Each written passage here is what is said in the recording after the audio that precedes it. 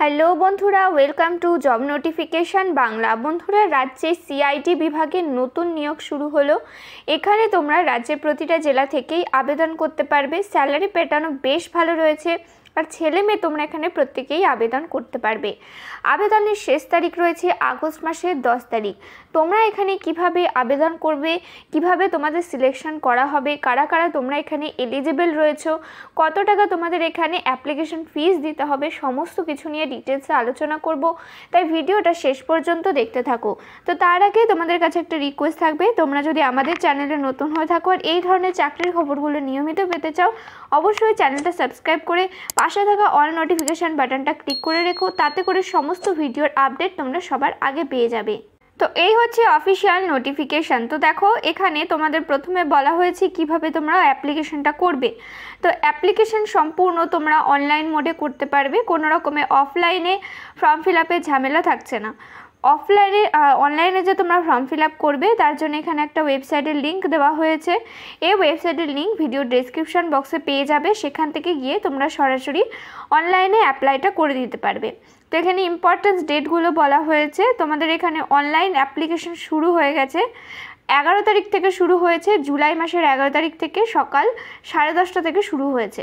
আর last date রয়েছে August মাসের 10 তারিখ পর্যন্ত সন্ধ্যে 6টা পর্যন্ত তোমরা এখানে ফর্মটা ফিল আপ করতে পারবে।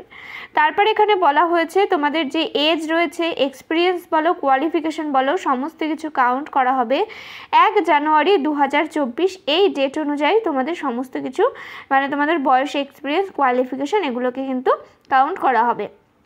তারপরে এখানে কিছু জেনারেল ইনস্ট্রাকশন দেওয়া হয়েছে, যার মধ্যে বলা হয়েছে সবার প্রথমে তোমাদের যা যা ইনস্ট্রাকশন দেওয়া হচ্ছে সেগুলোকে তোমাদেরকে কেয়ারফুলি পড়ে নিয়ে তারপরে অ্যাপ্লাই করতে হবে। শুধুমাত্র অনলাইনে অ্যাপ্লিকেশন ফর্মটা জমা নেওয়া হবে, তাছাড়া কিন্তু জমা নেওয়া হবে না। আর হার্ড কপি কোথাও কিন্তু সেন্ড করার প্রয়োজন হবে না। সেন্ড করলেও সেটা কিন্তু অ্যাকসেপ্ট করা হবে না, সেটা কিন্তু অবশ্যই তোমাদের মনে রাখতে হবে। আর অ্যাপ্লিকেশান করার জন্য অবশ্যই তোমাদের যে স্পেসিফিক লিঙ্কটা দেওয়া হয়েছে সেই লিঙ্কে গিয়েই তোমাদেরকে অ্যাপ্লিকেশন ফর্মটা ফিল আপ করতে হবে। তো তারপরে এখানে বলা হয়েছে তোমরা যখন ফর্মটা ফিল আপ করবে সেই সময় তোমাদের কী কী জিনিস আপলোড করতে হবে।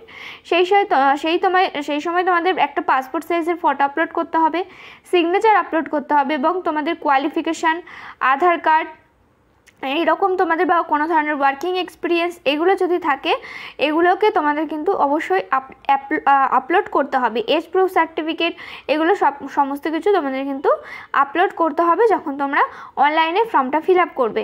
আর বলা হয়েছে কোনো রকম ইনকমপ্লিট যদি অ্যাপ্লিকেশন থাকে সেটা কিন্তু বাতিল করে দেওয়া হবে, সেটা কিন্তু অ্যাকসেপ্ট করা হবে না।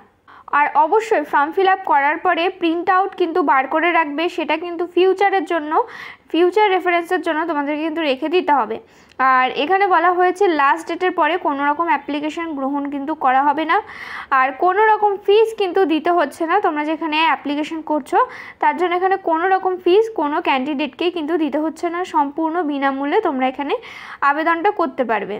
তোমাদের যেখানে নিয়োগ করা হবে সেখানে তোমাদের কিছু স্টেপ থাকছে। দেখো, প্রথমে তোমাদের স্ক্রিনিং টেস্ট হবে, বা তোমাদের বলতে পারো প্রফিসিয়েন্সি টেস্ট হবে, ইন্টারভিউ হবে, তারপরে কিন্তু তোমাদের এখানে নিয়োগ করা হবে। তো তোমাদের এখানে কোনো রকম লিখিত পরীক্ষা হবে না। মেনলি তোমাদের এখানে শর্টলিস্টেড ক্যান্ডিডেটকে ইন্টারভিউয়ের জন্য কল করা হবে, ইন্টারভিউয়ের ওপরে বেস করে তোমাদের কিন্তু নিয়োগ করা হবে। তোমাদের যদি ইন্টারভিউয়ের জন্য কল করা হয় তো সেক্ষেত্রে তোমাদের অনলাইন অ্যাপ্লিকেশন যে করেছো বা ফর্মটা ফিল আপ করেছো সেটার প্রিন্ট আউট নেবে, সাথে তোমাদের যেই ডকুমেন্টস আছে সমস্ত একটা ডকুমেন্টস নিয়ে নেবে, ভোটার কার্ড, আধার কার্ড বা প্যান কার্ড যে কোনো একটা নেবে, নিয়ে কিন্তু তোমাদের এক্সামিনেশন হলে পৌঁছতে হবে। আর কোনো ক্যান্ডিডেটকে কিন্তু বলা হয়েছে তোমাদের ইন্টারভিউ বা এক্সামিনেশনের সময় তোমাদের যদি হাতে কল লেটার না থাকে তাহলে কিন্তু তোমাদের অ্যালাউ করা হবে না। অর্থাৎ তোমাদের শর্টলিস্টেড ক্যান্ডিডেটকে কল লেটার সেন্ড করা হবে, সেই কল লেটারটা তোমাদেরকে এখানে কিন্তু প্রিন্ট আউট করে ডকুমেন্টস সহ নিয়ে যেতে হবে। এই রিক্রুটমেন্ট সম্পর্কে সমস্ত রকম ইনফরমেশান সিআইডি ওয়েস্ট বেঙ্গল সিআইডির যে অফিসিয়াল ওয়েবসাইট আছে সেখানে কিন্তু দেওয়া হয়েছে, চাইলে কিন্তু গিয়ে তোমরা সেটা চেক আউট করতে পারো। cid.wb.gov.in এই ওয়েবসাইটে গিয়ে কিন্তু তোমরা সমস্তটা চেক করে নিতে পারো। আর প্রত্যেকটা ফর্মে যেটা বলা হয় কোনো রকম টি এরিয়া অর্থাৎ ট্রাভেলিং অ্যালাউন্স দেওয়া হবে না। যখন তোমরা এক্সামিনেশন বা ইন্টারভিউয়ের জন্য যাবে সম্পূর্ণ কিন্তু তোমাদের নিজ খরচাতেই এক্সামিনেশন বা ইন্টারভিউটা দিতে হবে। তো নোটিফিকেশানটা কোথা থেকে রিলিজ করা হয়েছে দেখো, criminal investigation department, West Bengal, Bhabani Bhaban, আলিপুরের তরফ থেকে নোটিফিকেশানটা রিলিজ করা হয়েছে। নোটিফিকেশান রিলিজ হয়েছে জুলাই মাসের 10 তারিখে, আর এটা রয়েছে নোটিফিকেশানের অ্যাডভার্টাইজমেন্ট নাম্বার।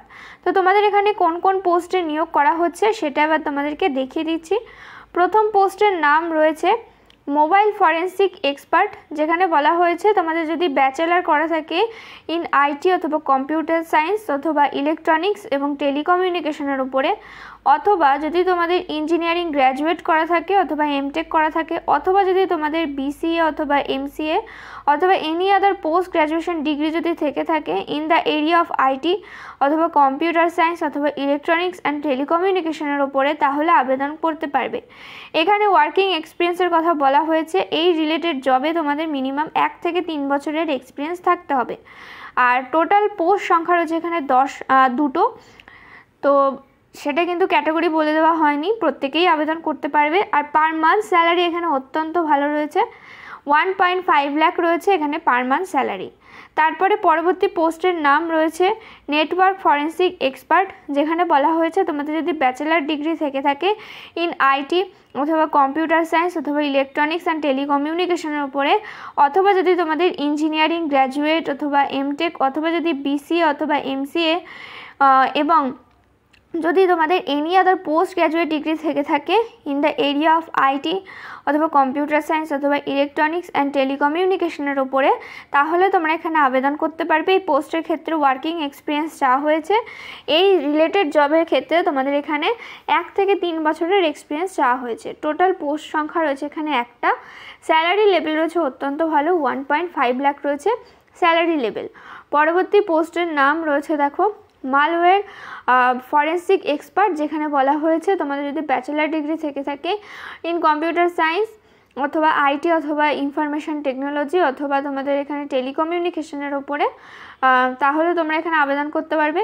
ইলেকট্রনিক্স অ্যান্ড টেলিকমিউনিকেশনের ওপরে তাহলে আবেদন করতে পারবে, অথবা ইঞ্জিনিয়ারিং গ্র্যাজুয়েট অথবা এমটেক অথবা বিসিএ অথবা এমসিএ অথবা যদি কোনো পোস্ট গ্র্যাজুয়েট ডিগ্রি থেকে থাকে আইটি কম্পিউটার সায়েন্স অথবা ইলেকট্রনিক্স অ্যান্ড কমিউনিকেশনের ওপর টেলিকমিউনিকেশনের উপরে, তাহলে আবেদন করতে পারবে।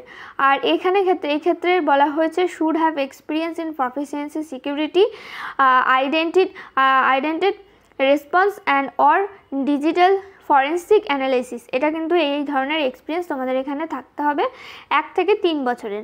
টোটাল এখানে একটা ভ্যাকেন্সি রয়েছে, 1.5 লাখ রয়েছে তোমাদের এখানে পার মান্থ স্যালারি। পরবর্তী পোস্টের নাম রয়েছে ক্লাউড ফরেন্সিক এক্সপার্ট। এখানে তোমাদের ব্যাচেলার ডিগ্রি চাওয়া হয়েছে, একই রকমভাবে একই কোয়ালিফিকেশান এবং এক্সপিরিয়েন্স চাওয়া হয়েছে একই রকমভাবে আগেরটা যেমন বললাম, এবং 1 থেকে 3 বছরের কিন্তু তোমাদের এই রিলেটেড ফিল্ডে এক্সপিরিয়েন্স চাওয়া হয়েছে।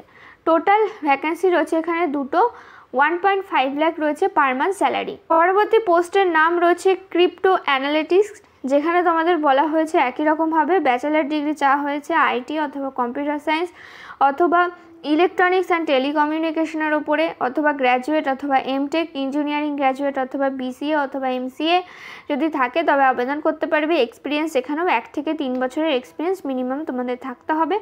টোটাল একটা ভ্যাকেন্সি রয়েছে, 1.5 লাখ রয়েছে পার মান্থ স্যালারি।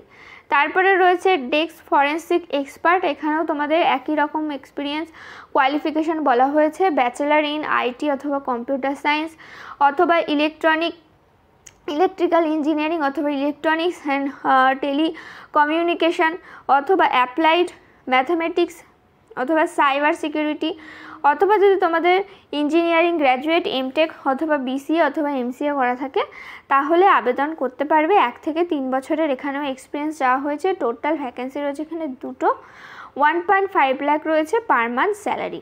এইভাবে তোমাদের এখানে টোটাল 6 রকম পোস্টে কিন্তু নিয়োগ করা হচ্ছে, যেখানে স্যালারি লেভেল রয়েছে অত্যন্ত ভালো। যদি তোমরা ইন্টারেস্টেড থাকো, এলিজিবল থাকো, অবশ্যই কিন্তু আবেদনটা করে দেবে।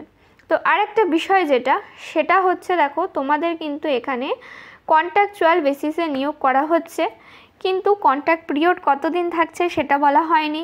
এটা কিন্তু এক্সটেন্ড হবে, সেটা কিন্তু তোমরা বলতে পারো তোমাদের যদি কাজের পারফরমেন্স ভালো থাকে অবশ্যই কিন্তু এক্সটেন্ড হবে। আর বেশ ভালো স্যালারিতে নিয়োগ করা হচ্ছে। যদি তোমাদের এক্সপিরিয়েন্স থাকে বা যদি তোমাদের কোয়ালিফিকেশান থাকে অবশ্যই কিন্তু আবেদন করে দেবে। এই ধরনের সুযোগ কিন্তু তোমরা একদমই হাতছাড়া করো না। ওয়েস্ট বেঙ্গলেই কিন্তু চাকরির সুযোগ রয়েছে আর বেশ ভালো বেতনে তোমাদের নিয়োগ করা হচ্ছে। তো এই ছিল আজকের ভিডিওটা। তোমরা কোন জেলা থেকে ভিডিওটা দেখছিলে, তোমাদের কোয়ালিফিকেশান কি অবশ্যই কমেন্ট করে জানিও। কোনো ধরনের প্রশ্ন থাকলে সেটা অবশ্যই কমেন্ট করে জানিও। ভিডিওটাতে প্লিজ একটা লাইক করে দিও। চ্যানেলে নতুন হয়ে থাকলে অবশ্যই চ্যানেলটা সাবস্ক্রাইব করে পাশে থাকা অল নোটিফিকেশান বাটনটা ক্লিক করে রেখো। তাতে করে সমস্ত ভিডিওর আপডেট তোমরা সবার আগে পেয়ে যাবে।